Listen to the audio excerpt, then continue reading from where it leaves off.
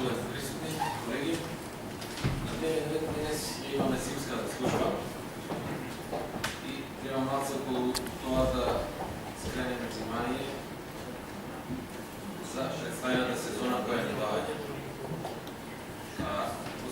Следејќи ги предходните изминати зими, значи поставувањето прашање кои треба околу зимската служба и од врските на зимската служба, од предходниот пат не добивме одговор, значи кој е надлежен и за што е надлежен.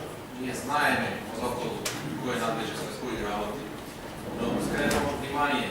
Значи, таму има многу работи кои треба да се за кои што треба да напомениме, но би сакал да скренам внимание да не ни се повтори ланската зима и префрлувањето на врските од една институција во друга и да се доведеме до ситуација нашиот град повторно да изгледа вака, улиците да бидат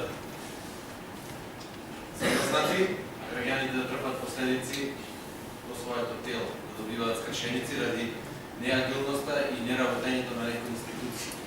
Повторно би сакал да прашам, дали знаеме која е обврската на приватното предпријатие кое стопанисува со Макинзи околу зимската служба, кои се нивни делови како одговорност за чистење, дали има намера да ги чисти годинава, а кои делови се на нискоградба.